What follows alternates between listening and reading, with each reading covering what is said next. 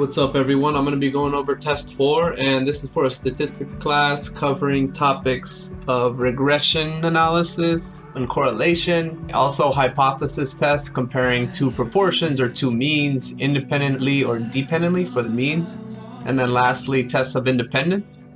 And that's it. So we're going to be covering those topics. Hit preview. I'm going to be using Desmos and StatCrunch to do this test. Alright, so number 1. A study was published by the New England Journal of Medicine on June 3rd, 2020. In the experiment, 414 people were given hydroxychloroquine to prevent COVID-19 and 49 contracted the disease. Of the 407 people that received a placebo, 58 contracted the disease. State the null and alternative hypothesis to this to test whether or not hydroxychloroquine is effective at preventing COVID-19 at a 0.1 level of significance. So let's try this. This is number 1. So we need to write down the null and alternative hypothesis, right? That's what we need to put in. Okay, so let's do that. Let's say H0, let's say mu1 equals mu2. I'm not going to use Greek symbols, I'm just going to go fast on this one. And then H1 mu1, let's see what's going on, is effective. So if it's effective, then it would increase. So let's figure, this is tricky here. Effective means that, means what? What does that mean? That less people are getting COVID-19, right? So it depends on how you can put less than or greater than on this one. Depends on how you define mu1 and mu2. Let's say where mu1 and mu2 are the, what are they? What went first? What did they talk about first? 414. Okay, they were given hydroxychloroquine. Okay, so the first thing they mentioned the people getting hydroxychloroquine. The second they mentioned getting the placebo, right? So let's just say where mu1 and mu2 are the oh, this is percentages too. I just realized that these have to be P1 and P2 because mu stands for mean and we're dealing with percentages. I just realized that. So let's say P1. Now the question is, should I put greater than or less than? Well, let's think. I don't know. Let's think. Well, oops, I messed up on this. Let me put a P here. Alright, sorry about that. Where P1 and P2 are the proportion of people getting COVID-19 after taking, or let's say despite taking HCQ or the placebo respectively. Let me think about the wording here. P1 and P2 are the proportion of people getting COVID-19 despite taking, let's say, getting COVID-19 in the population despite taking HCQ or the placebo respectively. There you go. That's a mouthful. It's kind of hard to write that. So let's think. P1 and P2, they're the proportion. So P1, now if HCQ is effective, then less people will get COVID-19, right? Or the coronavirus, less people will get the coronavirus. Let's see. So we want P1 to be less than P2, right? In this case, we would want a lower percentage of people to get COVID-19 after taking HCQ instead of the placebo. So that would be it. That's number 1. Continuing on with that, this says find the test statistic and p-value to test whether or not this test works. For that we use StatCrunch. So let's pull this over here and we will close this. Just go to a new one, start fresh, new data table. We're gonna go to stat, proportion stats to sample with summary, and we're gonna plug in, let's see, what was it, 414 and 49. So 49 people got COVID-19 out of 414, and then secondly from the placebo 58 got COVID-19 out of 407. So and we're gonna want the P1 to be less than P2, so this should be less than. And let's see if we did that right. Let's see, pull this up a little bit, press compute. Our test statistic, notice that it's negative, and that's a good sign because we have a left-tailed test. So that's good. Now, this asks for this information. What I'm gonna do is, let's see, does it say what to round to? It doesn't say what to round to. Therefore, I'm just gonna do this for my answer. I'm gonna take the test statistic and p-value and just grab it for number 2. Just put it like that. There you go. That's my answer for number 2. For number 3, it says state the conclusion of the test and whether or not it's effective at preventing. Okay, so let's say this. Fail to reject H0 since the p-value is greater than 0.01. That was the significance level. As you can see, the significance level is 0.1 and the p-value is greater than 0.1. So let's say this. Let me see. Before I do that, let me think about changing the font so you guys can see well. Alright. Fail to reject the null since the p-value is greater than 0.01. There's insufficient evidence that HCQ is effective. This is one way to write it. At what? Preventing COVID-19.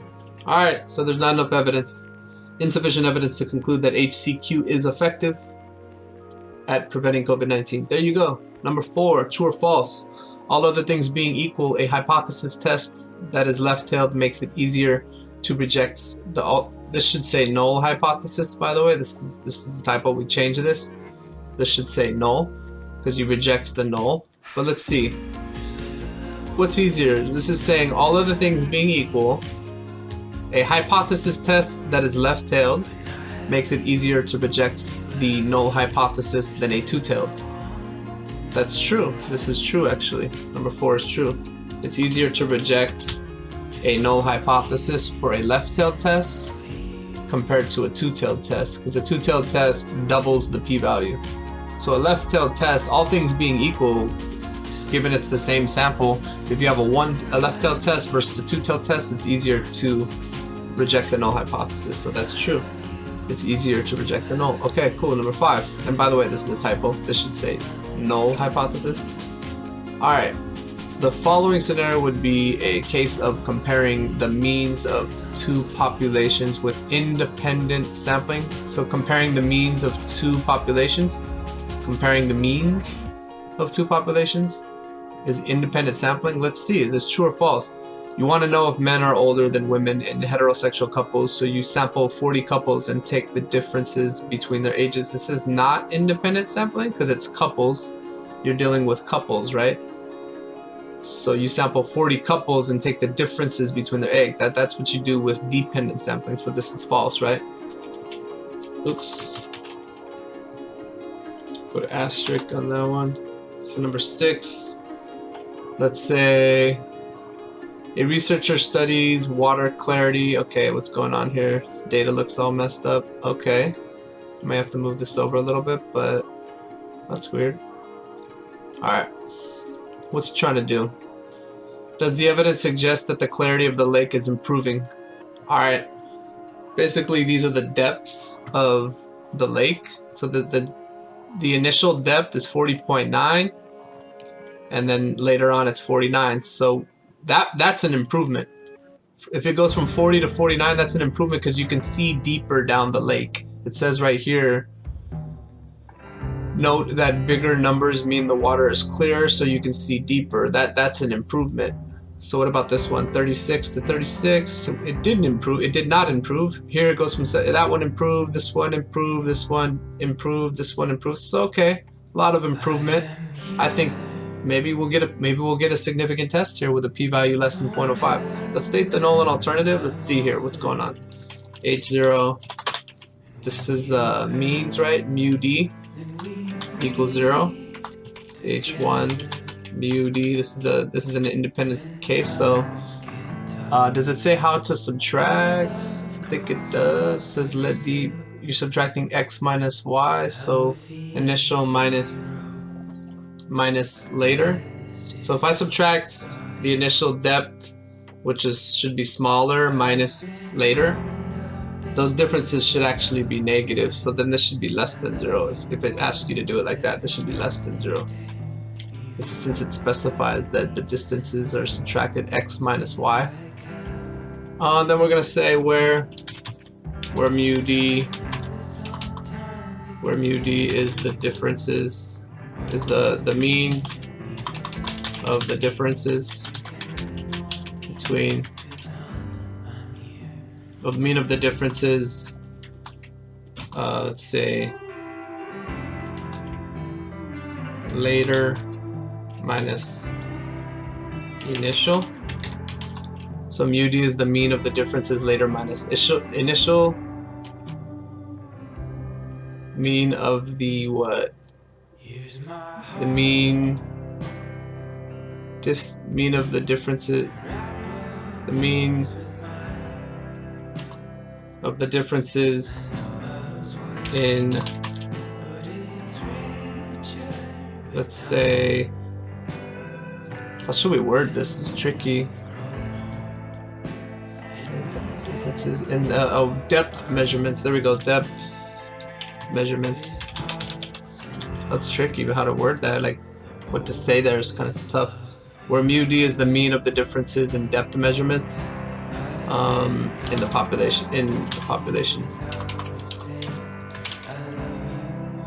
Okay. All right, cool. That's it for that one. Number 7. Well, continuing that question is when we find the test statistic and p-value. So we'll have to grab this data if we can. Let's grab this data like that. Press Control C. If we want, we can grab the names too. Control C. Go to StatCrunch. If I can, let me see if I can find that. See, hold on. There's StatCrunch hiding. Alright, I'm gonna go here and press Control V. Look at that. Nicely plugs it in. And we're gonna do stats, t-test, and paired, right? That's how we do this section for the dependent case. So x1 and y, and then it's subtracting. How's it subtracting? X minus y. It's automatically, see how it says mu1 minus mu2, so it's automatically, that's probably why this is here. X minus y, because it automatically subtracts x minus y. Alright, so then we're doing a hypothesis test here, right? What are we doing? What are we trying to find? The test statistic and p-value? Is this a two-tailed test? What is this? I think we said, does the evidence suggest that the clarity of the lake is improving? So that would mean that the differences should be less than improving, because the depth is getting bigger. The test statistic should be negative. These values are getting smaller. These values are getting bigger. So if you subtract small minus big, you get a negative number. So the test statistic should be a negative number. Let's see. Everything good? I think everything's good. Set equal to 0. Yeah, we're good. Press compute. Get our test statistic. If I can scroll over, there it is. So that could be our answer here if we just grab it, new, boom, grab this, go to this, Control V, there you go. Now we should say our conclusion, I'm betting. State the conclusion. Note that the normal probability, okay, state the conclusion. Here's your conclusion. Look at that p-value, it's pretty small. Significance level 0.05, okay, reject. Since p-value is less than 0.05, there's sufficient to conclude that. What do we say? How do we, the clarity of the lake is improving? Okay, that the clarity of the lake is improving. See how sometimes you can just use the terminology of the question itself? You can just borrow that terminology. It's a good idea. Number 9, is this an observational study or a designed experiment? Why? this question right here, number 9, you could say, is it observational study or design experiment? Let's see. Do people walk faster in the airport when they are departing, or do they walk faster when they are arriving? A reputable researcher measures the walking speed of random travelers. This is observational because he's just kind of watching people. So we'll say observational. Observational. He just makes observations. He doesn't do an experiment. Okay, so not too much. There's not much to that question. That was actually supposed to be maybe a multiple choice. It says why, so, but that's probably not supposed to be there. There's not much you can explain there. I mean, you can get into the definition of an experiment. Say, for an experiment, there has to be random assignment. You have to break people into 2 groups and stuff like that. You could really explain that more if you want on the experiment. So, and doesn't do an experiment, random assignment, etc. Okay. Number 10. Hold on, let's see. This 10? Oh no. Okay, yeah, this is 10. Okay, state the null and alternative. Okay, state the null and alternative. Do individuals walk at different speeds depending on whether they are arriving or leaving?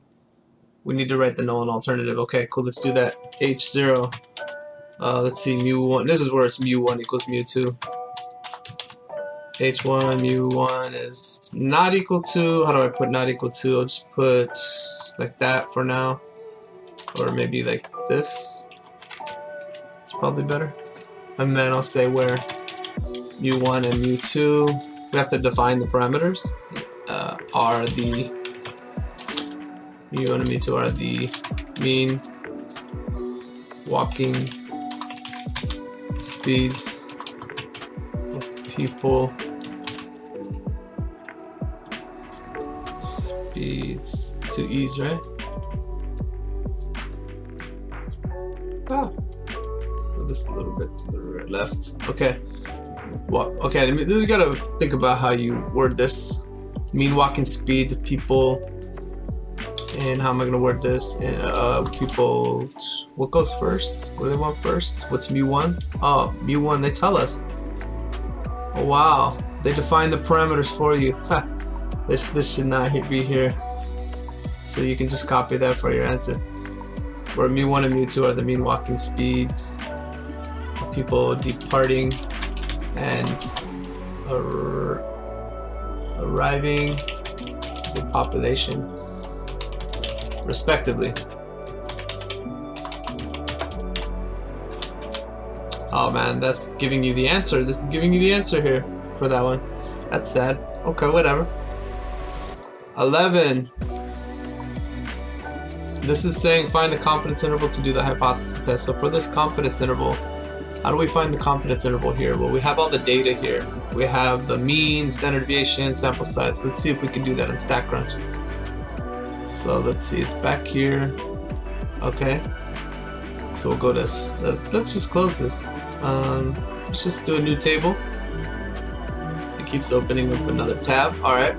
So I'm gonna go to T stats. This is a T statistic. I'm gonna go to 2 sample. I'm gonna put in with summary. And I'm going to put a sample mean for, what was mu1? The top one was departing. So departing 256. Press tab instead of enter. Okay, so standard deviation 51. Sample size 35. Sample 271, 36, and 35. Okay, there's your info. Pool the variances? No, we don't pull the variances, right? Use just the default on that one. Okay, confidence interval should be 90 because it was a what? It was a 0.1, right? 0.1 significance level, so it should be 90. And this is a two-tailed test, right? Because it says, do individuals walk at different speeds? Okay, cool. So that's it. Press compute, you get a confidence interval. Look, it's going from negative to positive. So I'm gonna copy that. Grab that real quick, come here, Control V, there you go. Number 12, we can say State your conclusion based on the confidence interval. Well, the big question is 0 in there? And it is in there. So we're going to say fail to reject H0 since 0 is in the interval. There's INSA.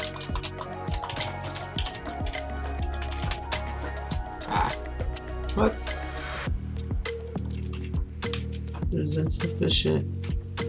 Can't spell, can't type. There's insufficient evidence to conclude that people walk at different speeds, departing and arriving. There you go, that's your conclusion. Okay, next one. 13. How often do you wear a mask? Is this related to political affiliation? An article was published July 13th, 2020, talking about a study on mask usage. The results are below. You can copy this data like this. Press Ctrl+C. Skip the null and alternative. Is this related to political affiliation? Like, how often you wear a mask? Is that related to political affiliation? That's the question there. So I'm gonna go here. I'm gonna come up here, press Ctrl+V, and it can paste that in for you. And let me move this a little bit to the left, and then I will go to stat tables. Well, null and alternative. Let's do the null and alternative first, one thing at a time. We'll say H0. Alright, let's see, mask usage and political affiliation are independent. H1, mask usage and are dependent. I should have just copied that, but there it is. You don't have any parameters here. So notice that it says remember to define your parameters if appropriate. Not appropriate here, there's no parameters. There's no mu, there's no p. So we can go to the next question. So that's our null hypothesis, that mask usage and political affiliation are independent. They have nothing to do with each other. How often you wear a mask and your political affiliation, they're independent. They don't have anything to do with each other. Let's see if they do though. Let's test this. Let's find the test statistic and p-value. So if we go to StatCrunch and we just go to stat, let's go to tables, contingency, we'll go with summary. We have the summary. And then for the row variables, it's going to be just variable 1, right? And then we're going to click always, often, sometimes, and rarely. Where's never? There's never. So we click all these. There's 1, 2, 3, 4. There's 1, 2, 3, 4, 5 columns here. I like this question because there's 5 columns and 3 rows. That's really cool. Very good question. And this is row 1. Row 1 I should have called political affiliation. So row 1 is political affiliation. That's it. I want the expected counts eventually. I think I'm going to want that here. So anyways, let's see what's going on. Test statistic and p-value. Where's the test statistic and p-value? Right here. Here's all the info down here. So let's just get it. We'll just grab that. Come back here. Number 14, boom. Number 15, moving on. We have a p-value very low here. So that tells us a lot. That tells us our conclusion. So we're going to say reject H0 since p-value is less than 0. What? What's the significance level? What was the significance level? If it didn't give a significance level, that means it's 0.05. So we'll just say 0.05, and then we'll say sufficient evidence to conclude that what? There's sufficient evidence to conclude that political, you know what I should do, be smart here, that mask usage and political affiliation are dependent. I'll keep the period, why not? Control-C, Control-V, there you go. Did I say mask? Oops. Mask. So you see how you can just borrow the language there from the alternative and just copy it in. There's sufficient evidence to conclude that mask usage and political affiliation are dependent. Okay, cool. Now, what number was that? How come it's saying it's a different number? Where am I? 14 was to find the test statistic and p-value. 15, state the conclusion. We just did. Okay, 16. How many Republicans would you expect to wear a mask always? So we have that info here. So Republican always. So we would expect 42, right? To wear always. We would expect 42. So let's see. I'm gonna say 42. How do I get back over here? We expect, I mean, this is just a numerical answer. You just plug in 42 here, but I'll just say we expect 42 Republicans to wear a mask always. I'll just put that for the sake of this key, this answer key. And I'm running out. I ran out. Okay, hold on. And I'm gonna go here. I'm gonna insert a table, insert some more stuff. And 17, I'm gonna move this over like that, and then move on. 17. Okay, in Maine it was suspected that there was a correlation between drownings and air conditioning sales. The following data was found for different weeks. Determine if there's a significant correlation between drownings and AC units sold. Show all of your work and provide reasoning for your answer. So this question's, what's it want us to do? What would you predict the number of drownings? Trying to think. Okay, so what's it asking here? Determine if there's a significant correlation. Okay, cool. That's what it's asking. I think that's where we're at, right? Yeah. So, is there a significant correlation between AC units sold and drownings? There could be. But there could be a lurking variable here. It could be the temperature, the season, right? The hotter it is, the more people go out and swim. So there could be more drownings, and the more AC units are sold, right? Because it's hot. People are like, hey, it's hot, I need to get an AC unit.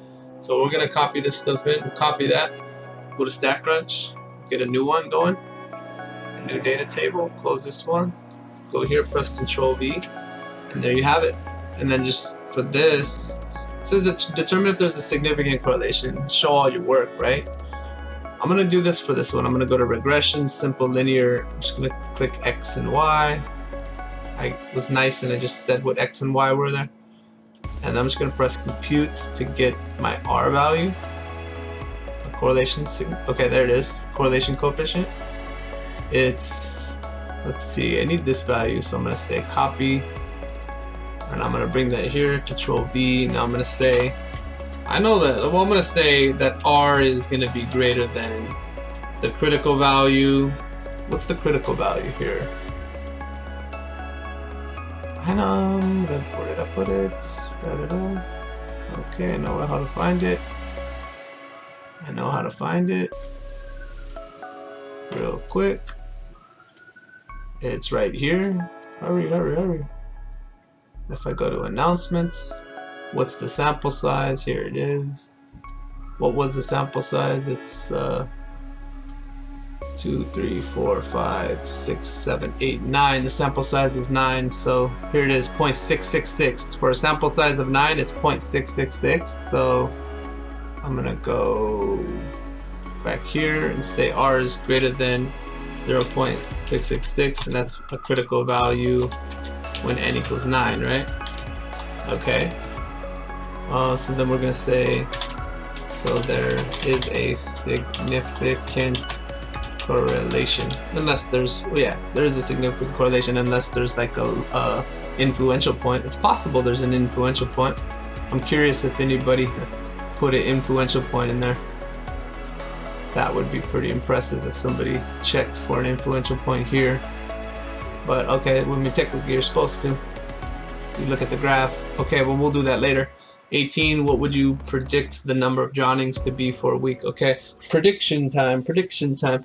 Since there's a significant correlation, we're going to use this thing here. We're going to use the regression equation, which is right here. So let me see if I can pull this off. Let me pull Desmos over here. Let me do this. I'm going to say my prediction is going to be equal to 0.59. Can I do this?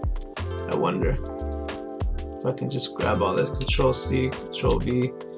and then put times. What am I plugging in? Predicting what?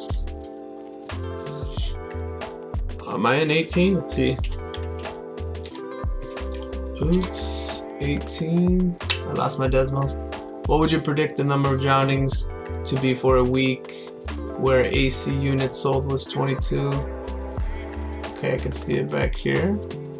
So I'm just gonna plug in 22, and there's my answer, hopefully. No, it's not giving me the answer. Okay. Thought that might work. Okay, there's the answer. Then I'll say prediction. It doesn't like me. Okay, so 5.12, 5.12, right? How do I plug this in? How do I want to plug this in? Say prediction.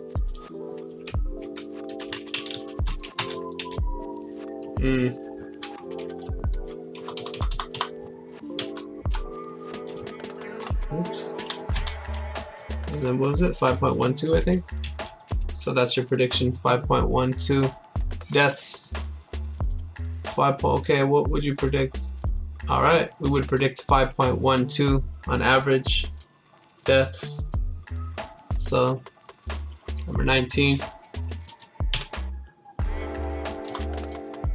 says, what was the week that had 5 drownings a bad week, considering that there were 22 AC units sold? Let's think about this. Was the week that had 5 drownings? Okay, this one, the one that we were just working on, right? There was 5 drownings, and we predict 5.12 drownings. So was it a bad week? No, because it's a little bit under. It's a little close, but we predict 5.12, so we'll say no. It was right on par, even slightly less. Because we predict 5.12 according to our model. There should be 5.12 drownings, and there was only 5. Okay, so that's how you answer that one. 20. 21. Dang, how many questions are there? Oh my goodness, a lot of questions. Okay, 20. True or false? Assuming that there's a positive correlation between AC units sold and drownings, to protect the people from drownings, it would make sense to prevent the sale of AC units in Maine. That's false. That's basically hinting upon causation. Just because there's a correlation doesn't mean there's a causation. So you can say correlation doesn't imply causation. That's the idea there. 21. Let's see. What percentage of the variation in drownings can be explained by the regression equation? That's just r squared, which I think we have right here. So 95% rounded, right? 95%. 95%. That's it. So 95% of the variation in drownings is explained by the regression equation, because there's a really good correlation here. So that's it for that one. 22. Moving quickly. An additional week's data is added. So if you add one more data value, is it an influential point? Look, this value has 9 drownings for 3 AC units sold. Let's plug that in and see what happens. I'm gonna add this data. 9 drownings. Okay, 9 goes here. 3 AC units here. I'm gonna go stat, regression, simple linear, X and Y. And look what happened to the correlation. Something big happened here. Control C. Let's say 22. I'm gonna say, well, first of all, I get that, and now I'm gonna do a little calculation. I'm gonna say that R. Now I need to get the correlate. I gotta go to the table. Now look. What did I say there was? 1, 2, 3, 4, 5, 6, 7, 8, 9. Well, now there's 10 values. There's 10 values now, so I'm gonna go to the table. I'm gonna click the 10. 0.632. I'm gonna go over here. I'm gonna say R is less than 0.632. Our correlation coefficient is smaller. Yes, the point is a influential point since the correlation changed from not, or from being significant to not being significant. So yes, it is an influential point. It changed the conclusion. Look, we got a whole new conclusion. I should say that's the critical value, n equals to 10. Our correlation is now less than the critical value, whereas before the correlation was bigger than the critical value. R was bigger than 0.66 because R was huge. It was 97, 0.97. Now it went down drastically. So that point had a big impact. That point had a big impact. I'd be pretty pleased if some people actually showed their pictures, you know, when they found this out. They kind of inserted something like this. I'd be pretty happy about that if somebody did that. Let's see if it will paste it here. That'd be cool. If they showed, hey, that one little point up here, look, got the influential point up there. But without that point, if I get rid of 9.3, if I delete this and delete this, it'd be kind of awesome if somebody did this on their test. And they set X and Y just for good measure. I don't know, it's kind of make it nice. It would be nice to see that. You don't need to, but. And then maybe you can even mention that point. But anyways, that's just kind of like unnecessary, but a nice thing to add in. Nice touch. 23.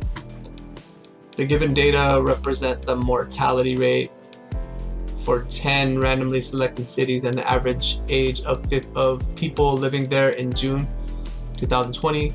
Analysis of this data reveals a correlation coefficient of negative 0.216. Well, the thing is, that's too low. You can compare it. I mean, if 1, 2, 3, 4, 5, 6, 7, 8, 9, we already know it's like 0.666, right? This is small, so we'll say, what would you, for the prediction, we're not going to use y hat. We're not going to use the regression equation like we did somewhere right here. This was the regression equation that we used to make the prediction, but now we're not going to use the regression equation. So we'll say since the correlation isn't, and I'm lazy right now. Sorry, I'm being lazy. Control C, Control V. Oh wow, that's what I get for being lazy. Since the correlation isn't significant, we use y bar to make the prediction. So all we gotta do is find y bar, right? That's all we gotta do. Is this like a different font or what? What's up with this? Yeah.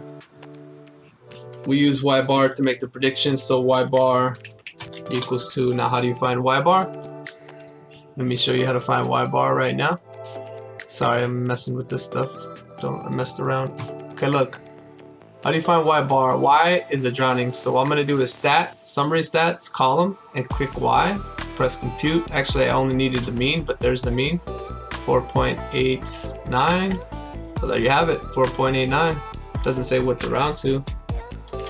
So, oh man, that's sad that everything is like so similar to 5. That's gonna be a little bit of an issue because everything is so close. People might be tempted to call that 5, but anyways, round to the nearest percent. Oh no, round to the nearest percent, it says. So this is equal to 5%. So what are we predicting here? The mortality rate. I don't like how these numbers turned out necessarily, but let me double check something. Is this the right data, by the way? Let me double check stack crunch. Make sure. We're dealing with the wrong data. Got it. Rookie mistake. Control C. We're not. This is the mortality rate, and this is the last question with the drowning. So I'm like, what's going on? New data table. Let's try this. Let's press Control V. Let's do it again. Stat, summary, column, mortality. All we need is the mean. 12.22, so I'm rounding that to 12. Let's just say 12. because it wants us to round to the nearest percent. So 12, there you go, 24. Now the thing about 24 is that it's also same answer, because the same idea, the correlation is insignificant, so it doesn't matter what the average age is. Look, average age in this one, 24. We predict a mortality rate of 12. Average age in this question is 74. It's still 12. The answer is 12 in both of these questions. And why is that? Because there's no correlation, so we're just using y bar for everything. There's no correlation at all. Same reasoning as the last question. And that's it. I hope that helps.